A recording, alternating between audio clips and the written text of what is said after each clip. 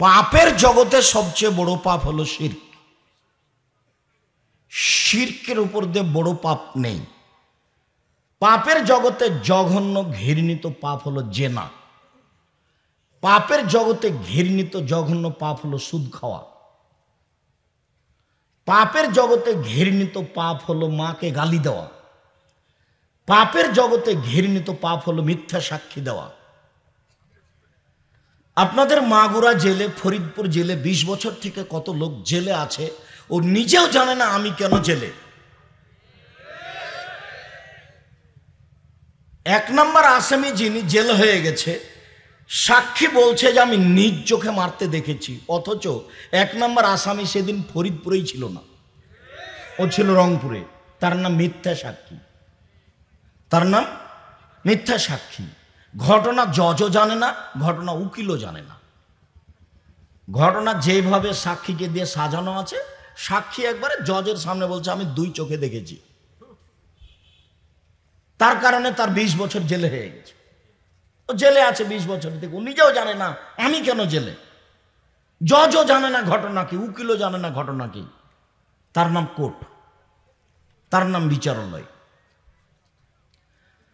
তো মিথ্যা সাক্ষী পৃথিবীতে 3য় মহাপাপ। এরপরেও শিরকের মতো বড় পাপ নয়।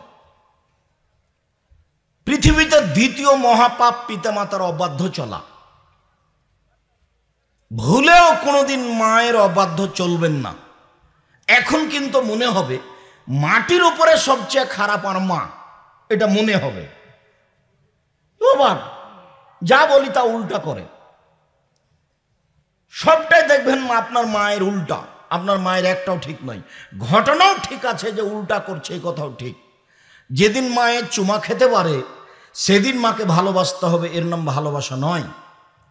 যেদিন মা সবটাই উল্টা কথা বলছেন, আর যেদিন স্ত্রী বলছে যে তোমার মাকে আমি দেখবো, তোমার মা আমাকে অকথ্য ভাষায় গালি দেয়, তোমার মাকে আমি দেখবো, মানে যাও তুমি দেখো গা, সেই দিন আপনি কি করবেন? ওইটা আল্লাহ দেখতে চাচ্ছেন, ওইটা রাসূল সাল্লাল্লাহু আলাইহি ওয়াসাল্লাম দেখতে চাচ্ছেন। ভুলেও কোনোদিন বাপ মায়ের অবাধ্য চলবেন না। যা হবে হবে, শুলে হোক আর ফাঁসে হোক, সংসার থাকার যাক, বউ ছেলে মেয়ে থাকার যাক। ভুলেও কোনোদিন পিতামাতার অবাধ্য চলবেন না। চুপ থেকে সময় কাটাবেন, বিষ খেয়ে হজম করবেন, তবু আপনি বাপ মায়ের অবাধ্য যাবেন না কোনো সময়। যা বলছে বাপ মা বলতে দেন, বলতে দেন তাকে, যা করছে করতে দেন, পরামর্শ দিয়ে হয় না হয় না হয়। পৃথিবীর 2য় মহাপাপ পিতামাতার অবাধ্য চলা, তবুও তা শিরকের মতো নয়। অবাক পাপ শিরক। দুনিয়াতে একটা পাপ আছে, তার ভাষাগুলি শুনতে খুব ভারী লাগে। এইভাবে ভাষা পৃথিবীর কোনো পাপের জন্য আল্লাহর নবী উল্লেখ করেননি। জেনা একটা ঘৃণিত পাপ, জেনা একটা জঘন্য পাপ। অবিবাহিত ছেলে মেয়ে যদি জেনা করে, তাহলে তাকে 100 লাঠি পিটিয়ে এলাকা থেকে 1 বছরের জন্য তাড়িয়ে দিতে হবে। বিবাহিত পুরুষ নারী যদি জেনা করে, তাহলে তাকে মারতে মারতে মারতে মারতে একবারে জানে মেরে ফেলতে হবে। বিবাহ করার পরে যদি কেউ জেনা করে, তাহলে তাকে বাঁচিয়ে রাখার দুনিয়াতে কোনো পথ নেই। 3 শ্রেণীর মানুষকে হত্যা করা যায়, তবে 2 শ্রেণীর মানুষকে বাঁচানো যাবে। আপনি আমাকে হত্যা করেছেন, আমার বাপ মা আপনাকে হত্যা করে নিবে, তো সরকারের পক্ষ থেকে আপনাকে ফাঁসিতে উঠানো হয়েছে। আমার বাপ মা দৌড়িয়ে এসে বলছে থাক থাক থাক, না আমরা কেশাস নিব না, আমরা মাফ করে দিলাম, আমরা মাফ করে দিলাম, আপনাকে ফাঁস থেকে নামিয়ে নেওয়া হবে, আপনি বেঁচে গেলেন। 2, আপনি কোরআন মাজিদের ব্যাপারে বলেছেন যে কোরআন মাজিদ মানি নেয়, তো আপনি মোরতাদ। তো এখন মোরতাদ যেহেতু অমুসলিম, আপনাকে হত্যা করতে হবে। ফাঁসে দেওয়া হয়েছে বা ফাঁসে দিবে, এই জন্য নিয়ে গেছে। তখন আপনি বলছেন ভুলেছে ভুলেছে ভুলেছে, কোরআন মাজিদ আল্লাহর বিধান, কোরআন মাজিদ আল্লাহর বিধান, আপনাকে নামিয়ে নিয়ে আসতে হবে, আপনার হত্যা হবে না। মানুষ যদি বিবাহ করার পরে জেনা করে, তাহলে তাকে বাঁচানোর পৃথিবীতে কোনো পথই নেই। ঘুরে ওই কথা আবার নিয়ে আসতে হবে যে মুহাম্মদ সাল্লাল্লাহু আলাইহি সাল্লামকে আবার এসে পৃথিবীতে বলতে হবে, পৃথিবীর মানুষ শুনে রেখো, বিবাহ করার পরে যদি কেউ জেনা করে, তাহলে তার ফাঁসি হবে না। আমি মুহাম্মদ সাল্লাল্লাহু আলাইহি ওয়াসাল্লাম বলছি, যেহেতু তিনি কিয়ামত পর্যন্ত আর কোনোদিন আসবেন না, কাজে বিবাহ করার পরে জেনায় লিপ্ত হলে তার বেঁচে থাকার পথও কোনোদিন আর বের হবে না। বিচার হলো না, তওবা করবেন, ক্ষমা হতে পারে, হবে আশা করি ইনশাআল্লাহ। তো জেনা ঘৃণিত পাপ, তবে ভাষা এত নয়, দুর্বল নয়।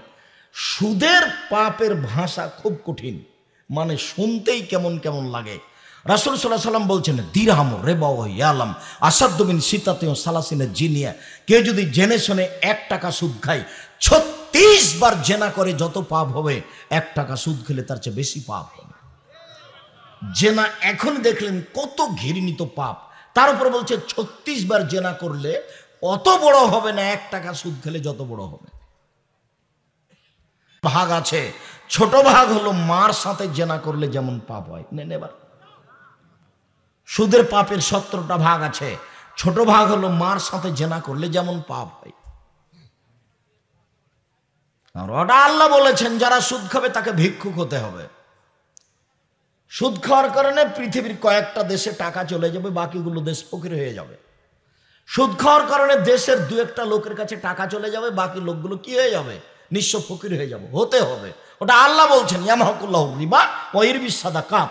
সুদ মানুষের টাকাকে সংকুচিত করে, সুদ মানুষকে ভিক্ষুক বানায়, আর দান করলে মানুষের টাকা বেশি হয়ে যায়। একথা আল্লাহ তাআলা বলছেন। কাজে আপনি সুদ খেয়ে টাকা বেশি করেছেন, হয় আপনি ভিক্ষুক হবেন, নাহলে আপনার ছেলে ভিক্ষুক হবে, হতে হবে, আজ হোক কাল হোক। ওখান থেকে ফিরে আসার কোনো পথ নেই, যেহেতু আল্লাহ কথা বলেছেন। এরপরেও শিরক যত বড় পাপ, সুদ খাওয়া পাপ তত বড় নয়। কিভাবে? বিচারের মাঠে যখন আদম সন্তান উপস্থিত হবে, তখন আল্লাহ তাআলা আসবেন বিচারের মাঠে, এসে বলবেন, ইয়া আদম, আদমের ছেলে মেয়ে শোনো, লা তাইতানি বেকরাবিলার যে খতায়ে সুম্মা লাকিতানি লা তুশরিক বি শায়া লা তাইতো বেকরাবেহা মাগফিরা। আদমের ছেলে মেয়ে শোনো, আজ তোমরা বিচারের মাঠে উপস্থিত হয়েছ আকাশ জমিন পরিমাণ পাপ নিয়ে। পাপ আর পাপ, তোমাদের পাপে একেবারে আকাশ জমিন পরিপূর্ণ হয়ে আছে। আমি আল্লাহ বলছি, যদি তোমাদের শিরকি পাপ না থাকে, তাহলে আমি আল্লাহ তোমার সব পাপকে ক্ষমা করে দিলাম। ইবনে আদম লাউ বালাগাত যুনুবুকা আনানা সামায়ে, এই আদমের ছেলে মেয়ে শোনো, তোমার যদি পাপ আকাশ জমিন পরিপূর্ণ হয়ে যায়, আর যদি তোমার শিরক না থাকে, আমি তোমাকে ক্ষমা করে দেবো। ওয়ালা উবালি, আমি পরোয়া করি না তুমি কত বড় পাপী, আমি পরোয়া করি না তুমি কত বড় পাপী। তোমার পাপ যত আমার ক্ষমা তত, তোমার পাপ যত আমার ক্ষমা তত, তোমার পাপ যত আমার ক্ষমা তত, তোমার পাপ যত আমার ক্ষমা তত, যদি শিরক না থাকে। এটা ফরিদপুর, মানে মাগুরা মানে ফরিদপুর, মানে শিরক দিয়ে পুরো হয়ে আছে, একদম ভর্তি হয়ে আছে। এখানে কত হুজুর আছে তাবিজ লেখে, সুন্দর করে কোরআন মাজিদে তাবিজ লেখে গলায় দিয়ে দিয়েছে, দিয়ে বলছে সব মনের আশা পূর্ণ হবে, মনের আশা পূর্ণ হবে। রাসূল সাল্লাল্লাহু আলাইহি ওয়াসাল্লাম বলছেন, মান তাআল্লাকা তামিমা ফাকাদ আশরাকা, কেউ যদি তাবিজ ঝোলায় তাহলে শিরক করলো। এটা আমি বলিনি, আমি অনুবাদক, মুহাম্মদ সাল্লাল্লাহু আলাইহি সাল্লাম বলেছেন। আমি একজন অনুবাদক মাত্র, কোনো কথা সহজে উল্টানোর চেষ্টা করবেন না। আমি আব্দুর রাজ্জাক বিন ইউসুফ বলছি, আপনাকে আমি ফাঁকি দিতে আসিনি।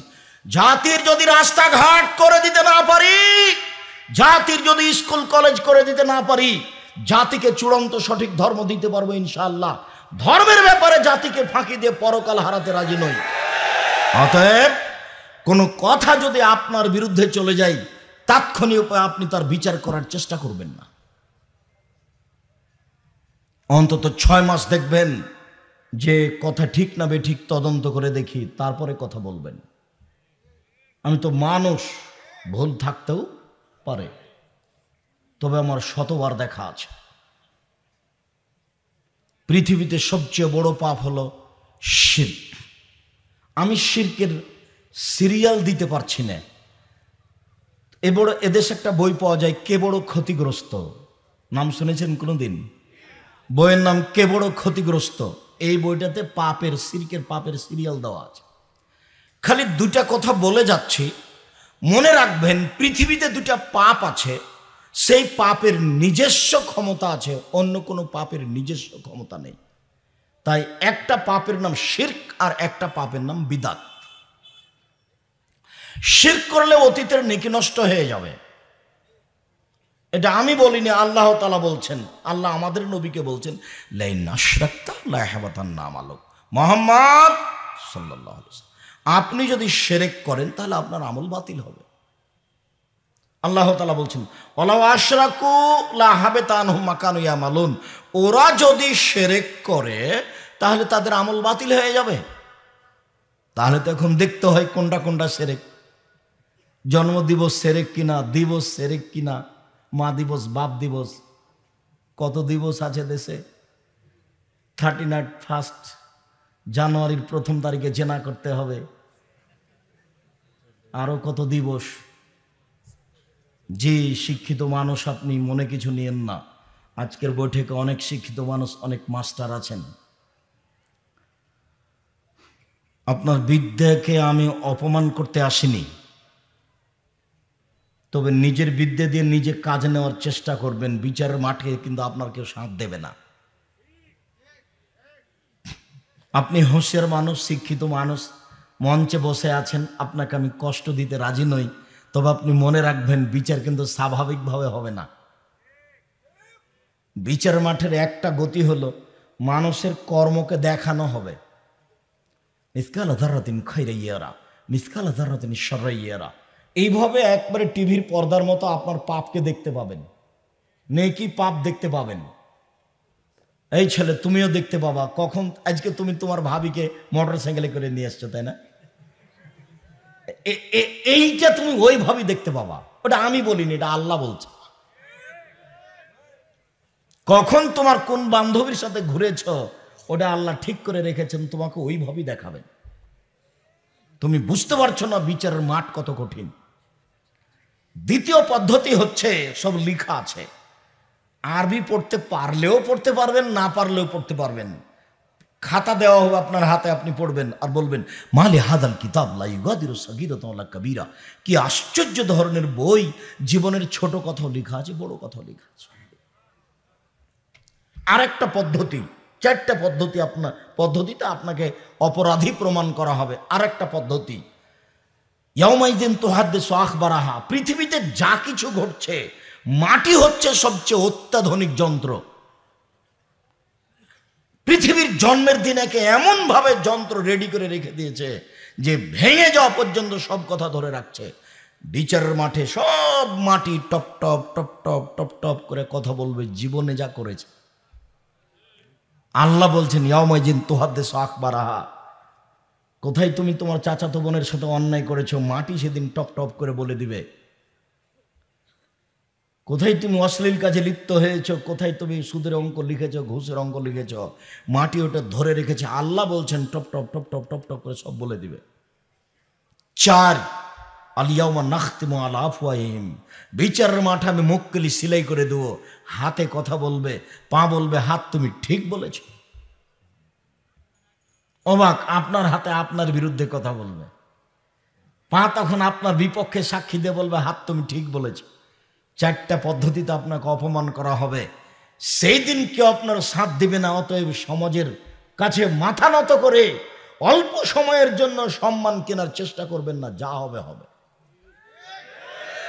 সমাজের কাছে মাথা নত করে অল্প সময়ের জন্য সম্মান কেনার চেষ্টা করিয়েন না। এই ছেলে, তোমার মা ভদ্র ঘরের মহিলা, তোমার নানা হাজি মানুষ, তোমার দাদা চৌধুরী মানুষ, এদেশের মাগুরা জেলার সম্মানী মানুষ। তোমার দাদাও হজ করেছে, আর তোমার মা নির্বাচনে দাঁড়িয়ে বলছে, ভাইয়া আসো, ভাইয়া আসো, চা খেয়ে যাও, ভাইয়া আসো। তোমার মা এত পচে গেল কি করে? তোমার মা লোককে চা খেতে ডাকে, ভাইয়া আসেন, চা খেয়ে যাও। ছি ছি, ছি, থু। তোমার বাপ নানাও তো ভালো মানুষ, তোমার দাদাও তো ভালো মানুষ, তোমার মা এত পচে গেল কেন? তোমার মা কি চায়, এতে কি করতে চায়? তোমাদের দেশে হিন্দু মেয়ে নাই, ওই দাঁড়ায় দেব, ওই নির্বাচনে যায়, তোমার মা কেন? শুনুন, পৃথিবীতে দুটি পাপ আছে, যেই পাপের মাধ্যমে আল্লাহকে অপমান করা হয় তার নাম শিরক। যেই পাপের মাধ্যমে নবীকে অপমান করা হয় তার নাম বিদাত। পৃথিবীতে দুটা পাপ আছে যার নিজস্ব ক্ষমতা আছে।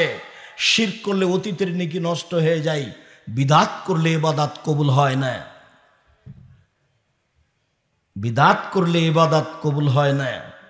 বিদাত করলে ইবাদত কবুল হয় না। বিদাত করলে ইবাদত কবুল হয় না। বাপ মারা গেছে, ছেলে ধনী মানুষ, ঢাকায় চাকরি করে, গরু জবে করে দিয়ে সবাইকে খাওয়াইয়েছে, দেশবাসীকে। খালা ফুফু বলছে, বেটা তোর তো টাকা পয়সা আছে, বেটা তোর বাপ মারা গেল, একটু মানুষকে খাওয়ালি না বেটা? তো বাপের নামে যেটা করছেন ওটা তো সাদকা, ওইটা তো মানুষের ময়লা, ওটা তোমার বাপের গায়ের ময়লা, ওইটা শুধু ফকির মিসকিন খাবে।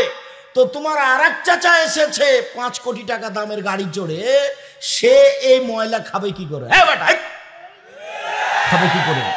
তুমি বেটা মাস্টার ডিগ্রি পাস মূর্খ হয়ে গেছো, তার জন্য ধর্ম মূর্খ হয়ে গেছে বেটা, ধর্মকে পাগল পেয়েছ।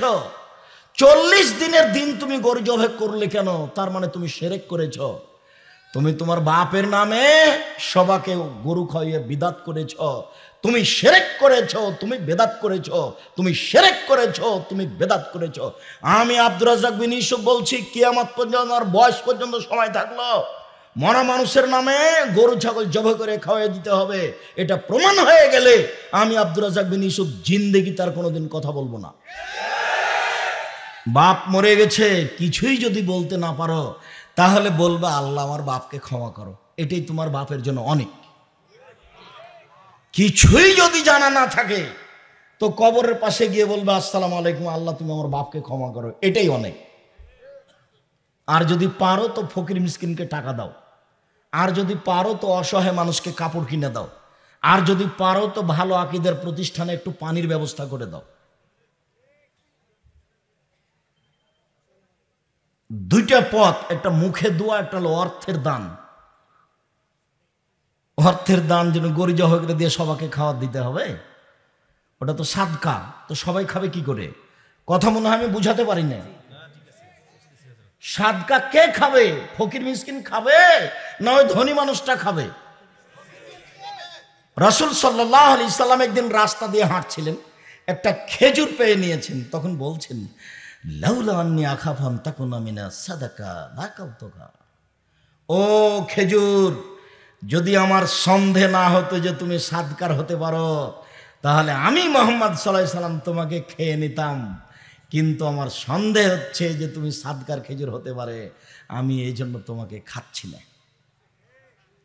হুসাইন রাদিয়াল্লাহু তাআলা আনহু সাদকার খেজুরের পাশে বসেছিলেন, একটা খেজুর নিয়ে মুখে দিয়ে দিয়েছেন।